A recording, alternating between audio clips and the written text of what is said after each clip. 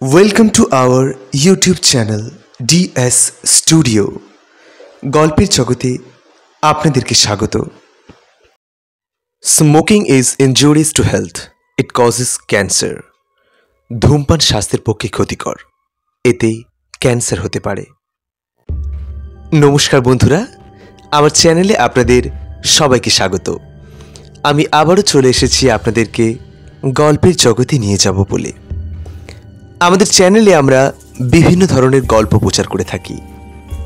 ভূতের গল্পে অনেক সময় ব্ল্যাক ম্যাজিক, দেবদেবী, ঝাড়ফুঁক, তন্ত্রমন্ত্র ইত্যাদির উল্লেখ থাকে।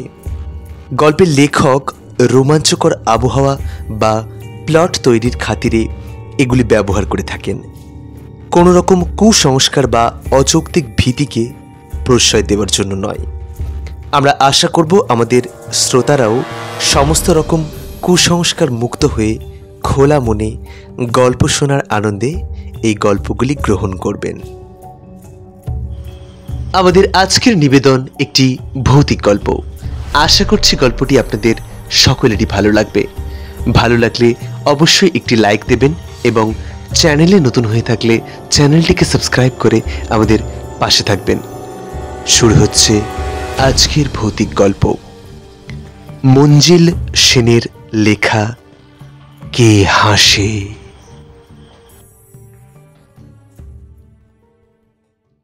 সেদিন ছিল কোজাগরী পূর্ণিমা।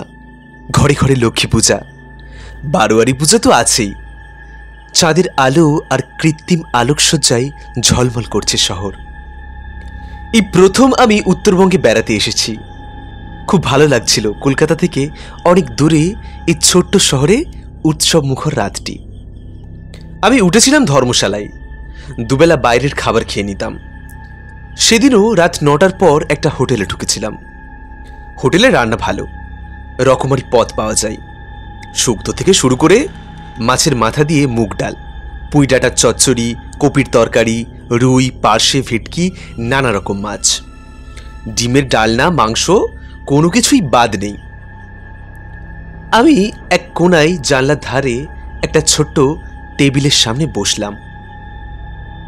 মুখোমুখি দুটো চেয়ার, দুজন বসে খেতে পারে। আমি জানলার দিকে পিঠ রেখে বসেছিলাম। হোটেলের একটা ছেলেকে ডেকে ভাত, তরকারি আর পাবদা মাছের ঝোল দিতে বললাম। ছেলেটি বলল একটু দেরি হবে, ভাত ফুরিয়ে গিয়েছে। উনানে আবার হাঁড়ি চাপানো হয়েছে।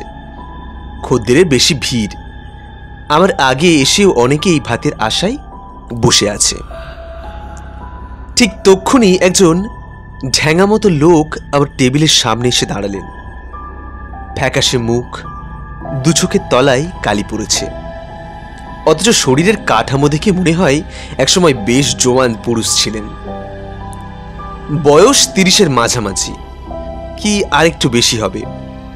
কুণ্ঠিতভাবে তিনি বললেন, আমি এখানে বসলে আপনার অসুবিধা হবে কি? আমি বলে উঠলাম, না না, এইটা তো দুজনেরই টেবিল। যদিও একটা পুরো টেবিল দখল করে খাবার সুযোগটা হাতছাড়া হলো বলে মনে মনে একটু ক্ষুণ্ণ হলাম। ভদ্রলোক আমাকে ধন্যবাদ জানিয়ে চেয়ার টেনে বসলেন। তারপর একটু ইতস্তত করে বললেন, আপনাকে আগে কখনো এখানে দেখিনি, বেড়াতে এসেছেন? হ্যাঁ, আমি জবাব দিলাম। কলকাতা থেকে? আমি ঘাড় দোলালাম।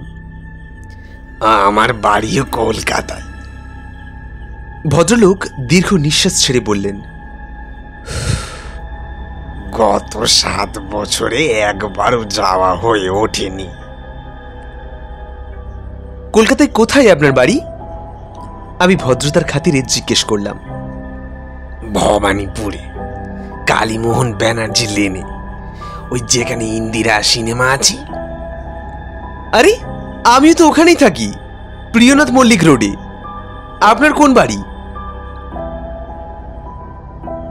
দেশগায়ের লোকের সঙ্গে বাইরে কোথাও দেখা হলে খুব তাড়াতাড়ি যেমন সংকোচ কেটে যায়, ব্যক্তিগত প্রশ্ন এসে পড়ে। আমাদেরও তাই হলো। কথায় কথায় দুজনের পরিচিত কয়েকজনের নামও বেরিয়ে পড়ল। ভদ্রলোকের নাম বীরেশ্বর রায়। আমি জিজ্ঞেস করলাম, আপনি কলকাতা ছেড়েছেন 7 বছর, তাই বললেন না? বীরেশ্বরবাবু জবাব দিলেন, এখানে আছি 2 বছর। তার আগে 1 বছর আমি চা বাগানের ম্যানেজার ছিলাম। সে তো খুব ভালো চাকরি। আমি না বলে পারলাম না। শুনেছি রাজার হালে থাকা যায়, তা সেই চা বাগান কি বন্ধ হয়ে গিয়েছিল? না। বীরেশ্বরবাবু দুপাশে মাথা নাড়লেন। আমি ছেড়ে দিয়েছি। সে কি, কর্তৃপক্ষের সঙ্গে মনোমালিন্য হয়েছিল বুঝি? তাও না।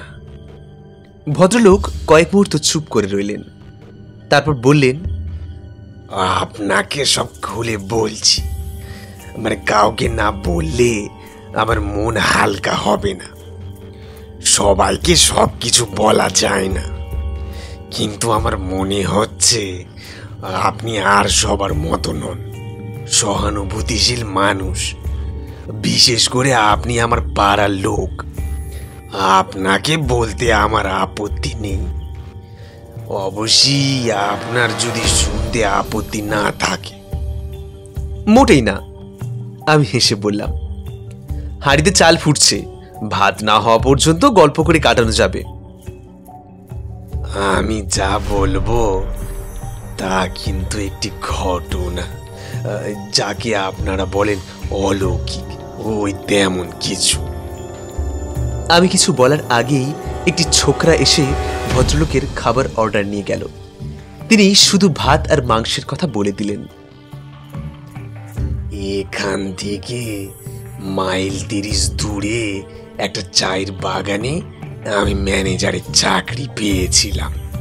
ভদ্রলোক শুরু করলেন, আমার স্বাস্থ্য খুব ভালো ছিল।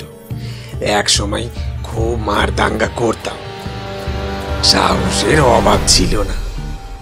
সেটাই ছিল আমার ফার্স্ট কোয়ালিফিকেশন।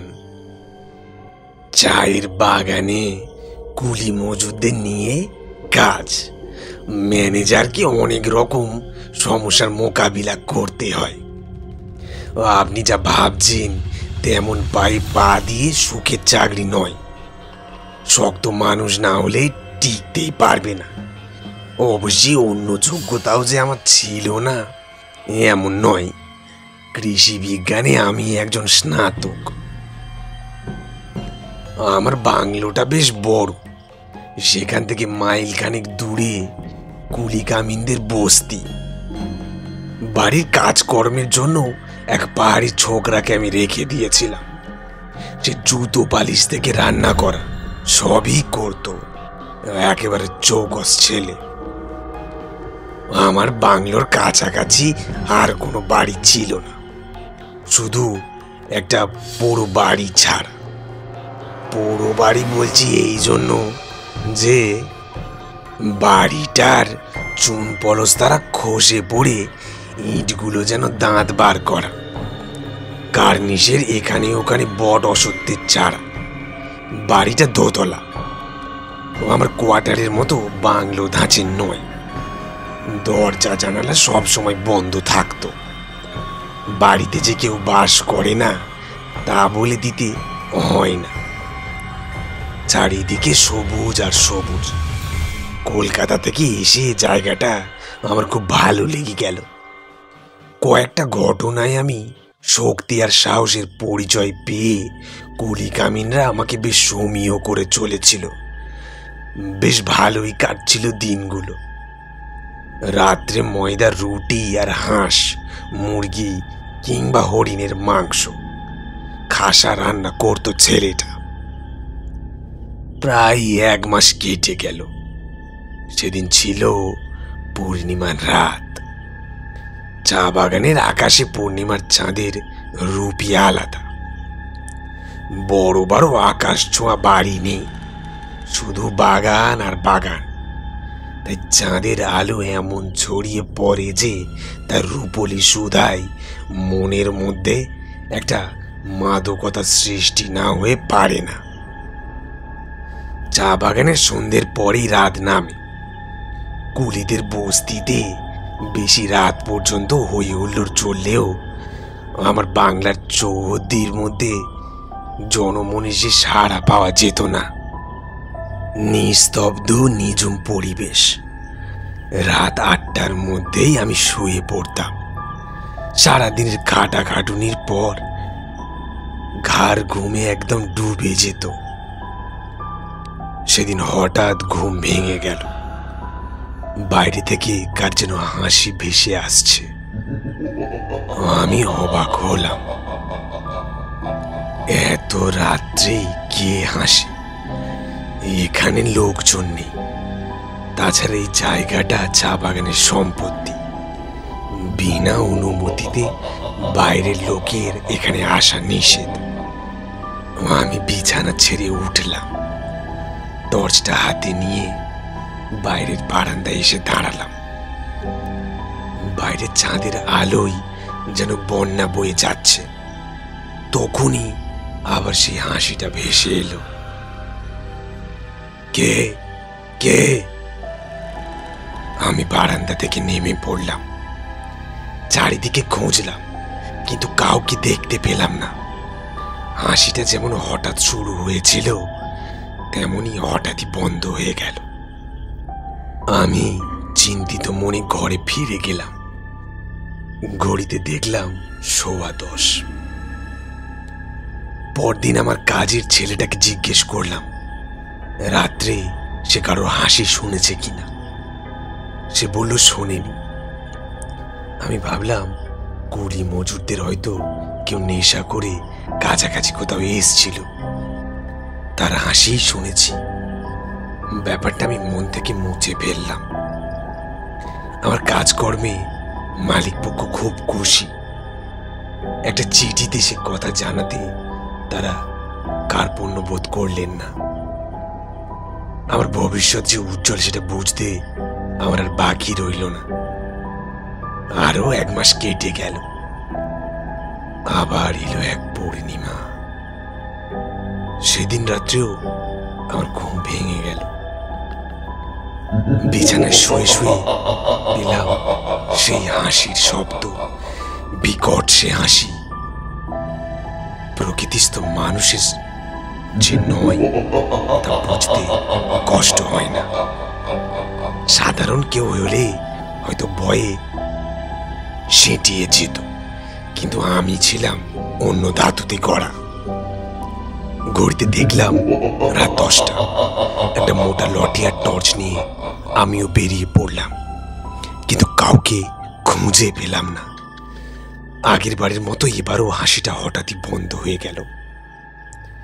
ব্যাপারটা কোনো ব্যাখ্যায় আমার মাথায় এলো না। শুধু বুঝলাম পূর্ণিমার রাত ছাড়া ওই হাসি শোনা যায় না। পরদিন ছোকরাকে আবার জিজ্ঞেস করে জানলাম কোনো হাসির শব্দ সে শোনেনি। আমার কথার জবাব দেওয়ার সময় সে অদ্ভুতভাবে আমার দিকে তাকাচ্ছিল।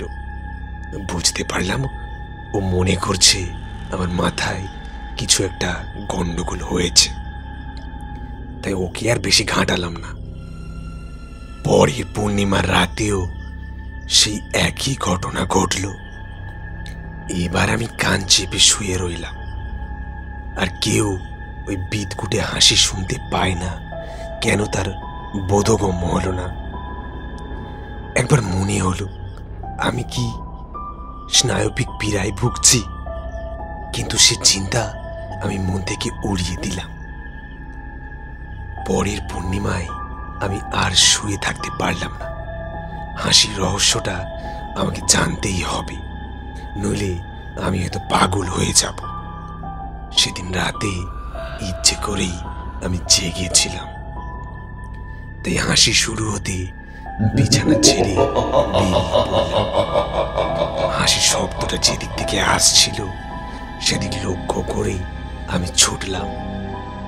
হাসিটা হঠাৎ বন্ধ হয়ে গেল। ততক্ষণে আমি পৌঁছে গেছি সেই পুরো বাড়িটার কাছে। এবার বুঝতে পারলাম হাসিটা আসে ওই বাড়ি থেকে, কিন্তু ওটা তো পরিত্যক্ত। কেউ থাকে বলে শোনেনি, কাউকে চোখেও পড়েনি। তবে কি রাতে দুষ্ট লোকেরা ওখানে এসে জড়ো হয় চোরাই কারবারিদের একটা গোপন আড্ডা। বাড়ির সব দরজা জানালা বন্ধ, সদর দরজায় বড় এক তালা, ভেতর থেকে ক্ষীণ আলোর রেখাও চোখে পড়ছে না। আমি কি করব মনস্থির করতে না পেরে ফিরে এলাম। পরদিন আপিসে একজন পুরনো কর্মচারীকে জিজ্ঞেস করলাম ওই বাড়িটা সম্বন্ধে কিছু জানেন কিনা। তিনি এক চমকপ্রদ ঘটনা শোনালেন। বছর 40 আগে ওই বাড়িতে 2 ভাই থাকতো।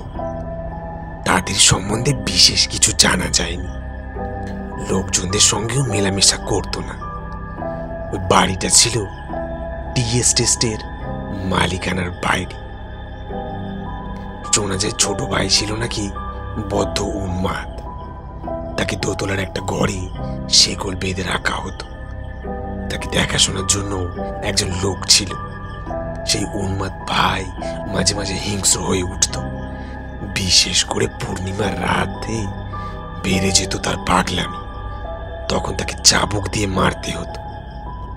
চাবুক খেত আর অট্ট হাসি হাসত সেই ভাই। ভয়ঙ্কর ছিল সেই হাসি। ওই ভাইয়ের জন্যই নাকি দাদা লোকালয় ছেড়ে এক নির্জন অঞ্চলে বাসা নিয়েছিল।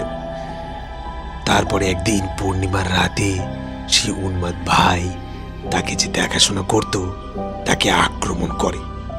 সে তখন ঘুমিয়েছিল। আচমকা আক্রমণে সে প্রথমে কাবু হয়ে পড়েছিল, কিন্তু সেও ছিল খুব বলিষ্ঠ। সেদিন রাত্রে আবার দাদা ওখানে ছিল না, দরকারি কাজে শহর গিয়েছিল। পাগল সেই লোকটির গলা চেপে ধরেছিল। আত্মরক্ষার জন্য সেও পাগলের গলা চেপে ধরে। পরদিন সকালে দাদা ফিরে এসে দেখে দুজনের গলা টিপে মাটিতে পড়ে আছে, দুজনেই মৃত।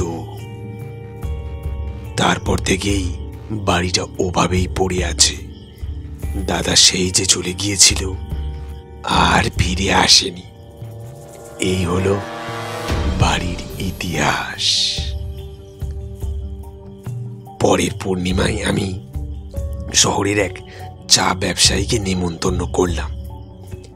রাত্রে খাওয়া দাওয়া করলেন এবং থাকবেনও ঠিক করলেন।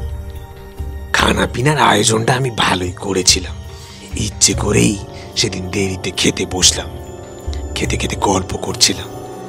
ভদ্রলোক গুজরাটি, কেমন করে কপর্দকহীন অবস্থা থেকে বিরাট ব্যবসার মালিক হয়েছেন সেই গল্প করছিলেন। আমি তার কথা শুনছিলাম আর হাত ঘড়ির দিকে তাকাচ্ছিলাম। মনে মনে একটা উত্তেজনা অনুভব না করে পারছিলাম না। ঠিক 10টার সময় ভেসে এলো সেই বিকট হাসি। আমি গুজরাটি লোকটার মুখের দিকে তাকালাম। তিনি কিন্তু নির্বিকার, খাচ্ছেন আর তার জীবনী বলে যাচ্ছেন। আমি একটু উত্তেজিত হয়ে পড়লাম। শুনতে পাচ্ছেন? কি? ভদ্রলোক আবার অবাক হয়ে আমার মুখের দিকে তাকালেন। একটা হাসি। হাসি? কার হাসি? ভদ্রলোক এদিক ওদিক তাকালেন। কই, আমি তো কারোর হাসি শুনতে পাচ্ছি না। একটু কান পেতে শুনুন, আমি অসহিষ্ণু গলায় বললাম। আমি স্পষ্ট শুনতে পাচ্ছি। ভদ্রলোক বড় কুচকে মনোসংযোগ করার চেষ্টা করলেন। তারপর ঘাড় নেড়ে বললেন, আপনি বোধহয় ভুল শুনছেন। কেউ হাসেনি, আপনার মনের ভুল। ভুল শুনেছি? আমার এবার ধৈর্যচ্যুতি ঘটল। প্রায় চিৎকার করে বললাম, প্রত্যেক পূর্ণিমার রাত্রে এই হাসি শুনছি, আর আপনি আমায় বলছেন আমার মনের ভুল। ভদ্রলোক কেমন অদ্ভুত দৃষ্টিতে আমার দিকে তাকিয়ে রইলেন। আমি বুঝতে পারলাম তিনি আমার মস্তিষ্কের সুস্থতা সম্বন্ধে সন্দিহান হয়ে পড়ছেন। চোখে মুখে ভয়ের চিহ্ন ফুটে উঠেছে। বোধহয় ভাবছেন পাগলের পাল্লায় পড়েছেন। আমি অতি কষ্টে নিজেকে সংযত করে ভদ্রলোকের কাছে ক্ষমা চাইলাম। বাকি সময়টুকু চুপচাপ খেলাম।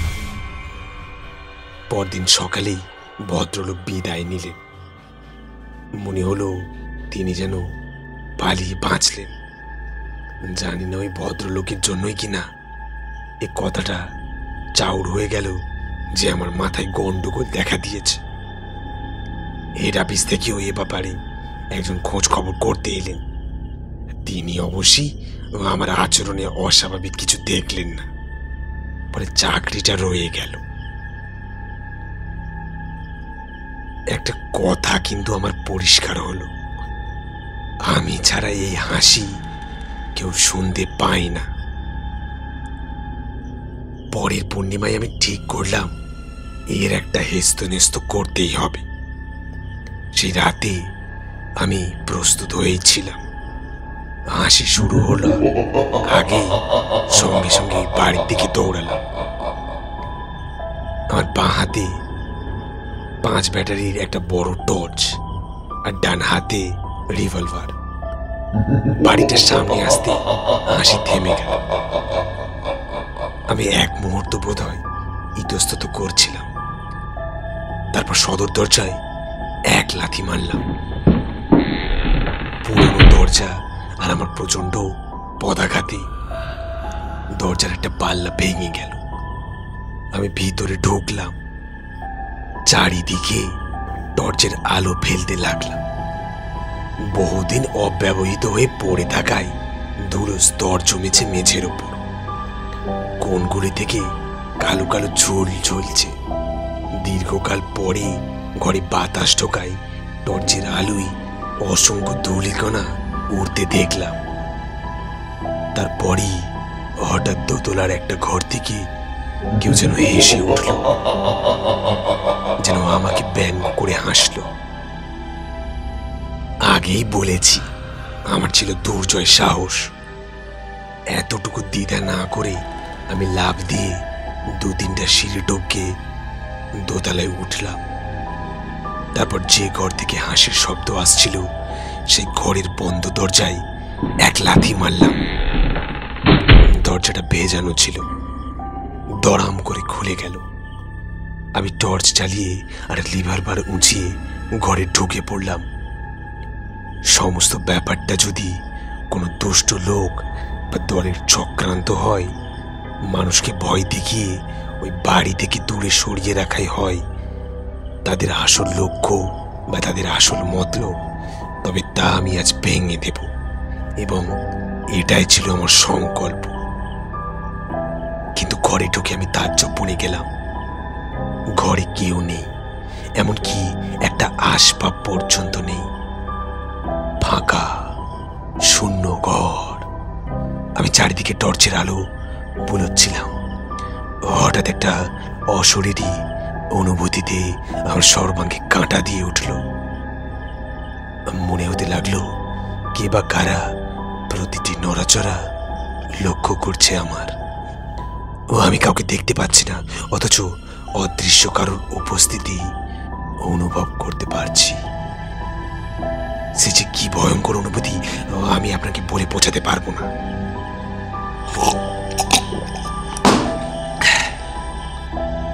বীরেশ্বর বাবু একটু থেমে টেবিল থেকে জলের গ্লাসটা তুলে এক ঢোক জল খেলেন। তারপর গ্লাসটা নামিয়ে রেখে আবার বলতে লাগলেন,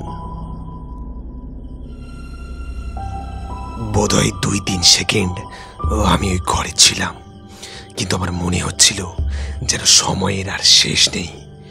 তারপরেই আমি ছিটকে ঘর থেকে বেরিয়ে দুধটার সিঁড়ি দিয়ে নামতে লাগলাম। আর তখনই শুরু হলো আবার শুরু হলো সেই হাসি, সেই শরীরে রক্ত হিম করা সেই বিভৎস হাসি। আমার মতো সাহসী পুরুষেরও সে দ্বারা বের হয়ে যেন বরফ গলা জলের মতো নেমে এলো। কোনো রকমে বাড়িতে বেরিয়ে এসে আমার ঘরে এসে শুয়ে পড়লাম। সারা রাত আর ঘুমোতে পারলাম না। এরপর প্রত্যেক পূর্ণিমার রাতে ওই হাসি আমাকে যেন চুম্বকের মতো আকর্ষণ করত, আর আমি 2 কান চেপে বিছানায় ছটফট করতাম। ক্রমে আমার শরীর ভাঙতে শুরু করলো।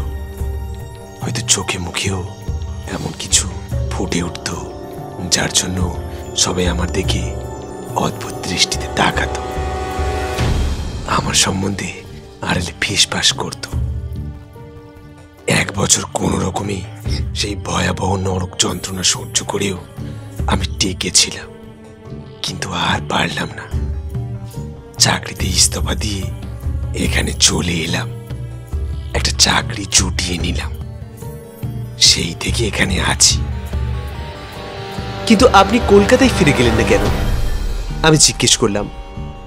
আত্মীয় স্বজনের মধ্যে থাকলে আপনার শরীর ও মন দুই ভালো হতো। সেখানেই তো মুশকিল। বীরেশ্বরবাবু স্মান হয়ে হাসলেন। আমার আত্মীয় স্বজনরাও যদি আমাকে পাগল ভাবে, সেটা আমি সইতে পারবো না। কিন্তু তারা কেন তা ভাববেন? আমি অবাক হয়েই বললাম, আর আপনি তো সেই হাসি শুনছেন না, ওখান থেকে আপনি চলে এসছেন। সেটাই তো হচ্ছে কথা। ভদ্রলোক বললেন, এখানে এসেও আমি সেই হাসির হাত থেকে নিস্তার পাইনি। পূর্ণিমার রাত 10টায় এখানে বসেও সেই হাসি আমি শুনতে পাই। পৃথিবীর যেখানেই আমি যাই না কেন, ওই হাসি আমাকে মুক্তি দেবে না। সে কি? আমি স্তম্ভিতের মতো বললাম। ভদ্রলোক জানলার দিকে মুখ করে বসেছিলেন। হঠাৎ বলে উঠলেন, ওই দেখুন, পেছন ফিরে আকাশের দিকে দেখুন। আমি পেছন ফিরে দেখলাম আকাশে ঝলমল করছে ওই রূপলি থালার মতো কোজাগরি পূর্ণিমার চাঁদ। তারপরেই ভদ্রলোক ব্যাকুল কণ্ঠে, আমি তার মুখের দিকে ফিরে তাকালাম। তার মুখটা ছায়ের মতো সাদা হয়ে গেছে। কোটর থেকে চোখ দুটো যেন ঠিকরে বেরিয়ে আসতে চাইছে। তিনি আর্ত কণ্ঠে বললেন, শুনতে পাচ্ছেন? শুনতে পাচ্ছেন সেই হাসি? তিনি 2 হাত দিয়ে কান চেপে ধরলেন। আমি হাত ঘড়ির দিকে তাকিয়ে দেখলাম তখন রাত 10টা। শান্ত হন, আমি বললাম। আমার মনে হয় আপনি কোনো সাইকিয়াট্রিস্টকে দেখালে ভালো হয়ে যাবেন। এটা আপনার মনের রোগ হয়ে দাঁড়িয়েছে। ভদ্রলোক আমার দিকে অদ্ভুত দৃষ্টিতে তাকালেন, তারপর বললেন, আপনিও বোধহয় আমাকে পাগল ভাবছেন, কিন্তু আমি ঘটনার ব্যাখ্যা কি আপনার কাছে জানাইনি। আর এই ঘটনার কি ব্যাখ্যা করেছি জানেন? কি? আমি জানতে চাইলাম। বীরেশ্বরবাবু 2 চোখে ফুটে উঠল কেমন যেন ঘোলাটে দৃষ্টি। তিনি বললেন, ওই ঘটনার সময় আমার জন্ম হয়নি। আমার নিশ্চিত ধারণা হলো আগের জন্মে আমি ছিলাম সেই পাগল। হোটেলের ছোকরা এসে আমাদের সামনে 2 থালা ভাত নামিয়ে দিয়ে গেল। গরম ভাত, ধোঁয়া উঠছে। তো বন্ধুরা, আজকের গল্পটি আপনাদের কেমন লাগলো কমেন্ট করে জানাতে একেবারেই ভুলবেন না। ভালো লাগলে অবশ্যই একটি লাইক দেবেন এবং চ্যানেলে নতুন হয়ে থাকলে চ্যানেলটিকে সাবস্ক্রাইব করে আমাদের পাশে থাকবেন। তো আজকের মতো এখানেই, দেখা হচ্ছে পরের কোনো গল্পেতে। নমস্কার।